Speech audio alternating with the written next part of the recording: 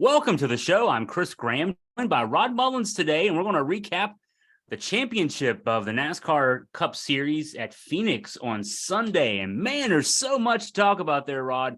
Joey Logano with the win, the championship four. It was a duel for most of the day, and Logano, his second championship. Talk about Joey, his win, and what those four guys were able to do in the race on Sunday. I think more than anything else, Joey Logano demonstrated to me, I think more than anything else, of his resolve and his patience of what he could do in getting the job done. He didn't really go and he didn't brag about that they were going to come away with a championship, that he was going to guarantee a championship. He just went out there and he let his driving do, I think, all the proving that he really needed. And then, of course, you've got to add on Team Penske and, how great that team has. Well, they kind of came together here toward the very end of the season, and they made sure that they got him into the championship four. And they got him there. And then, Ryan Blaney didn't have a disappointing day either. He kind of hung in there too, hoping to maybe get his first victory, or at least that victory that they wanted this season. But I think all in all, they were kind of very happy that Joey Logano came away with it. And, and I have to say this, I've not been a big Joey Logano fan over the years, because Joey Logano is one of these drivers that in a lot of ways reminds me of a lot of wrestlers. He goes out there and he says he's going to do a lot of things, but the thing is, does he really prove it when he's out on the track? Denny Hamlin's another one of those guys, and those two clash like fire and ice, oil and water, and so forth. And then here he went. He stayed quiet most of the week, didn't have a whole lot to talk about except, we've got a job to do. We've got to go out there and we've got to race, and we've got to just do our very best. And that's what exactly he did. I can't fault him. I can't fault the race team.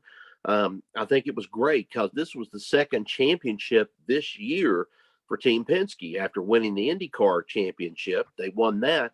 They pick up and they win the NASCAR Cup Series. And so it was a great win there for Team Penske. Austin Cindric gets Rookie of the Year, so that's another honor right there out of that stable. It was just unfortunate that some of the drivers that we were kind of expecting to make a splash, a little bit of one, and I'm talking Chase Elliott in this, fails to make it, finish the race, but that was due in part to another one of those drivers out there, Ross Chastain, which a lot of people were faulting and saying Ross Chastain, rough driving again, but he made a legitimate move and he made a legitimate block trying to go and keep what he could of territory, trying to, go around and see what he could do. And he ended up collecting him and, tipping him around, and that sent Elliott into the wall though, and it ended Elliott's day for that part in that championship hope. Yeah, I was going to ask your take on that. I had the same take. I know that I saw the criticism online from some quarters of Chastain there, but it wasn't even necessarily hard driving. It was just the kind of thing, like you said, where Elliott was kind of getting in his lane, and sometimes that kind of thing happens. The unfortunate thing, Elliott, he had such a great season. He was a regular season champion, but he faded a little bit down the stretch. Maybe it's kind of like I think I used the analogy on a previous podcast, kind of like a baseball team that clinches its division with a few weeks to go, and they coast in, and then they're not ready for the playoffs. Elliott kept getting through, but it just wasn't the same as he was earlier in the season. Yeah, I agree. He just did not have what it took. And, I know there's some changes getting ready to take place at Hendrick Motorsports, and there were some guys, kind of closing things out, and they were getting ready to move on into some executive jobs and so forth. But, for him this year, I don't know if it was as much just his driving. I don't know if the driving had anything to do with it. He was mostly conservative this race. I think he was conservative, just waiting for that right moment. And, right when he thought that right moment was coming up, that was the time which, he kind of goes to that lower part of the apron, and he's protecting his ground like any other driver would do. And then Chastain comes up behind him, and Chastain does not want to be cut off with a possibility. If there's room there for me to get in, I'm going to try to get in and make a way around through there, especially in that wide area of the track there at Phoenix, because you come off of that one turn, it kind of differs. It kind of goes from what's a little bit of a banking to kind of a flat part. And then it's awful rough on the cars. Some of them would do it on a semi-regular basis through the race, but then they got there, and then that happened to Elliott, and I think a lot of them kind of stayed away from that toward the very end. Credit to his crew, they got the car back on the track pretty quickly. He lost a lap, and they were just waiting for some caution that would give them an opportunity to pull back off the track, do some more work. He just didn't have after that. After the wreck, though, he just didn't have the car. He didn't have the speed. No. In fact, lost another lap. He got lapped out there, and he just didn't have it to be able to compete with the other three. No, he didn't have the speed at all to be able to stay with them. And the thing is, they have to maintain a certain speed, or they'll get black flagged and pulled to the pits and so forth. But the team, you've got to give credit where credit's due. They did get him back out onto the track. I never really officially heard what was the final verdict on what had broken underneath the car or anything like that. But you take a hit like that and you're going up against the wall, something's going to break, and something did in this case, but we didn't finally figure out what was going on because Elliott's day was pretty much done at that point.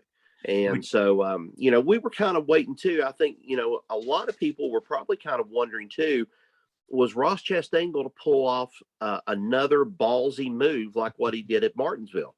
And, a lot of people were expecting that and looking for that, and it didn't happen. Some people might say him wrecking Chase Elliott was one of those moves. I didn't think so. I think that's just competitive racing, and that's what they were trying to do out of it. The man to chase that day was none other than Joey Logano. Ross Chastain, tried there. He was actually turning some faster laps toward the end of the race, turning some better laps than than Logano and some of them out there. But Logano's car just seemed to get better on the long runs, is what it seemed to get better on. And that's what ended up happening. And, of the four that were in there in contention for this whole thing, Joey Logano kind of surprised me out of the whole bunch. I just didn't expect it to happen. I figured something would come apart on Penske's car, something like that early on. That would kind of shoot his chances. I never expected for him, but that's the thing that he told people about. He said, we're in this for the long haul. We're in this for the long haul. And that's what we were. And that's what they ended up doing. According to NASCAR, Chastain had the fastest car in the last 20 laps, but yes, there was never a caution. So no. Maybe if there'd been a restart, and he finished third. So if he's starting third in a restart, maybe, the fact they'd be closer there, he may have been able to make a move. But even with the fastest car in the last 20 laps, with 20 laps to go, he was far enough behind that, if the race had gone on another 5 or 10 laps, maybe he catches him, but he just didn't have enough time. Yeah. And another thing too, I think that we didn't really get the whole story on the tires. I think the tires were starting to use up a little bit faster than what some of the teams were expecting. You get out there in the sun, it's hot, it's sticky a little bit, but still it makes the track a little bit loose. You had some drivers, you really didn't have a whole lot of cautions in this race. You had some spins. I know Ricky Stenhouse took a spin, and there were a couple other drivers that took those spins in between and kind of got turned around. But we didn't have any of the, well, I will say the wrecks, the big ones, as we see commonly on a super speedway. But I think the tires told a lot of the story in this one. Just a little bit of time out on the tracks, depending on if you had two tires, you could kind of salvage a little bit and maybe improve your speed for a short period of time. But when you had the 4 new tires on there and you were able to take off, you got to put some speeds on. And that's what Chastain got. Chastain got some tires that really gave him a lot of an ability to be able to increase and go around through there. But the distance was just too much to kind of overtake Logano at that point. Logano kind of had it, well, for lack of a better term, he had it kind of kicked into autopilot, and that's what he was doing, going around the track, and he really wasn't worried too much about it. The other championship Ford driver, Christopher Bell, one thing you take for granted in a NASCAR race is that you'll get good pit stops. A terrible pit stop undid his day. Yeah, terrible pit stop. And, I've said this, many times before. Pit stops are what can make you, what they can break you. In this case, it broke you. And I mean, when you're turning 10.2, 10.5, 10.9, times inside the pits, that's darn good. That's a lot better than what it used to be. I mean, we're talking 14, 15 seconds in the pits. You've shaved off now at least 5 seconds in the pits.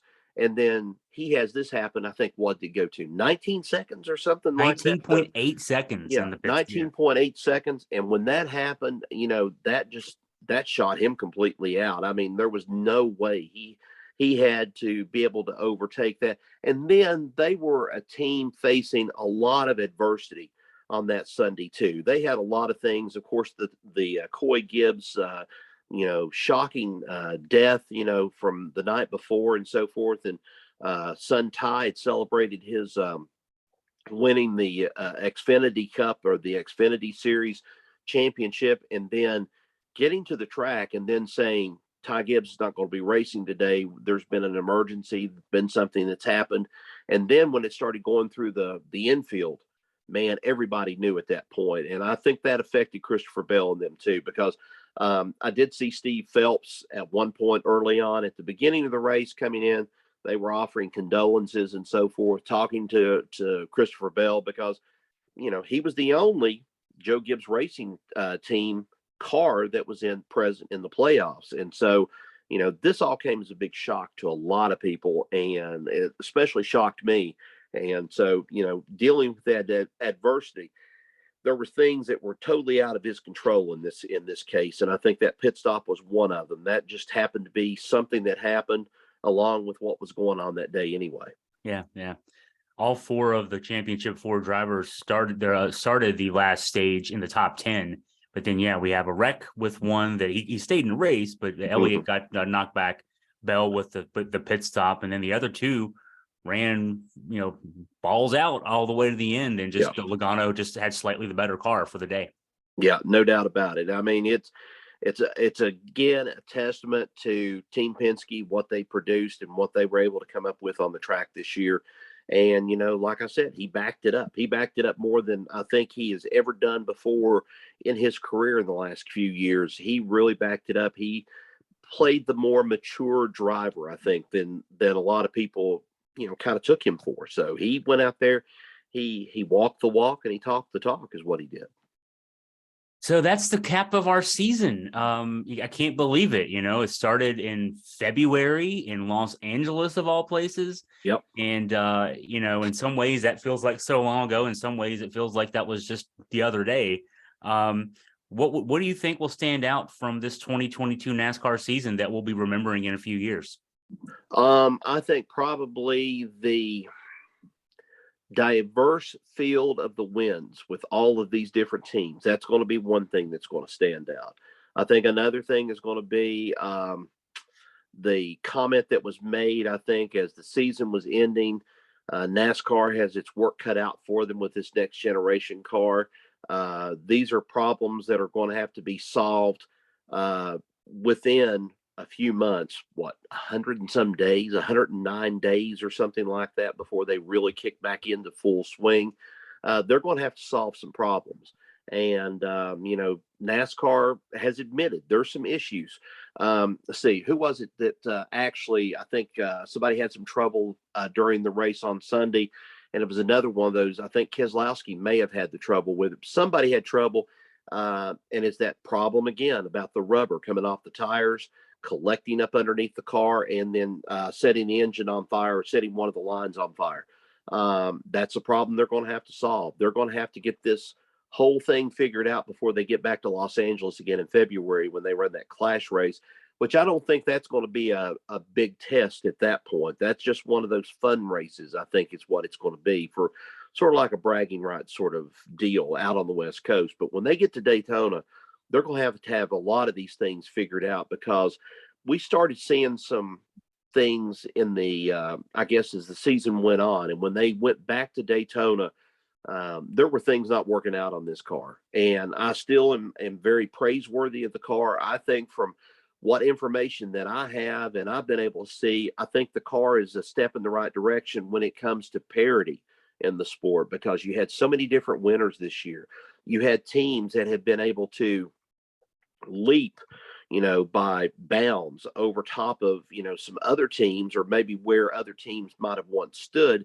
and they pulled off some wins. You've got Jimmy Johnson now involved back into racing again, and of all places, not with Rick Hendrick, but coming in with Petty GMS Racing.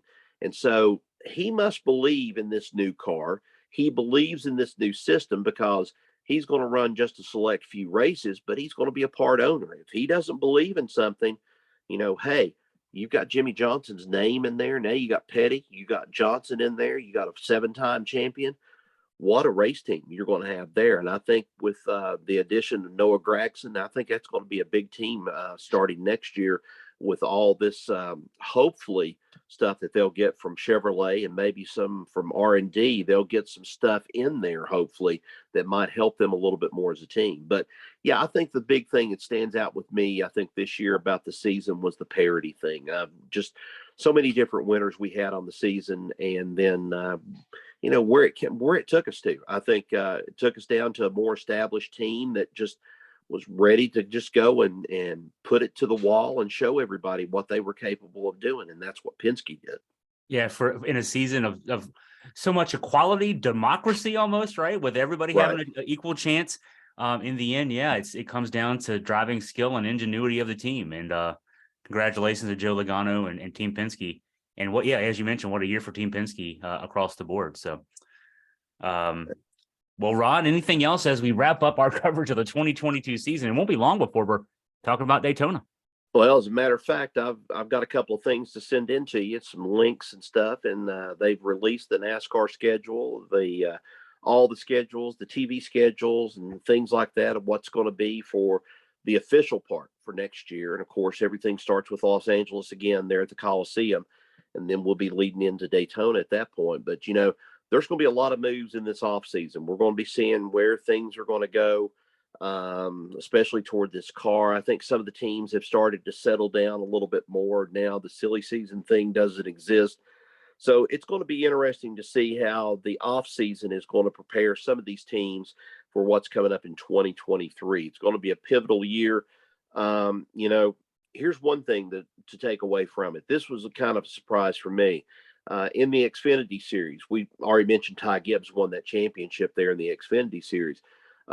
What do you do if you're Dale Earnhardt Jr. and you've got Junior Motorsports and you had 3 of the 4 drivers in contention for a championship? And what do you do to overtake that power hold that Joe Gibbs Racing had on the Xfinity Series? So that's going to be one of the stories that's going to have to be decided, because I really don't know what Ty Gibbs's plans are going to be coming up for 2023. If he's going to run Xfinity, it's a foregone conclusion he's going to be in the 18 car for Joe Gibbs Racing next season in the Cup Series.